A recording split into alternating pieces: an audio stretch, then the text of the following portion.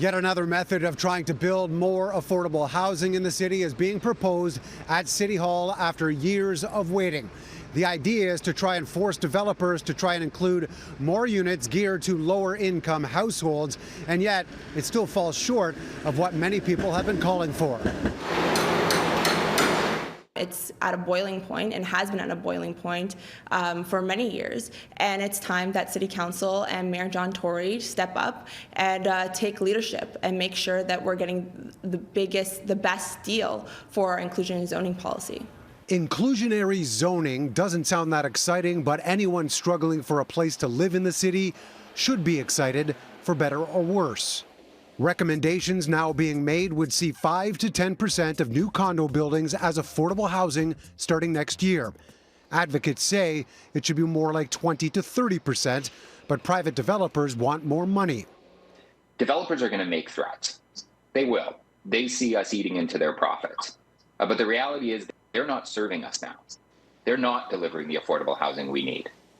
And we need to take steps to do this. At all times, the responsibility that will rest with me and other members of the City Council is to make sure that whatever limits are finally put in place as we implement this, on the one hand, produces much more affordable housing, which it will do even if it's not changed from the current recommendations, but on the other hand, doesn't try to achieve something that will stifle development in the city altogether. So what does affordable housing mean exactly when it comes to these types of developments? Well, it's actually quite complicated. In fact, City Hall is in the midst of changing the definition right now, so it's more geared to household income.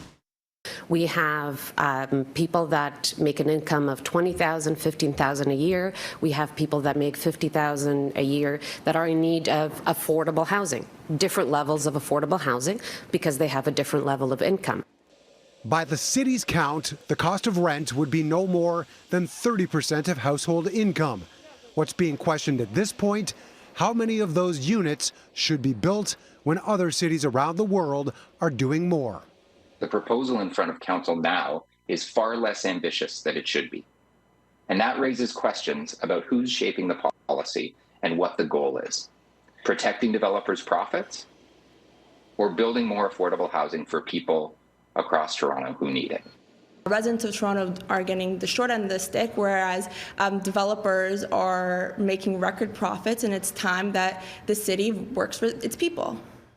As with anything at City Hall, there's still plenty of debate to be had about this proposal after decades of waiting. There's a committee meeting next week before it's taken to full City Council to see if any changes will actually be made. Mark McAllister, City News.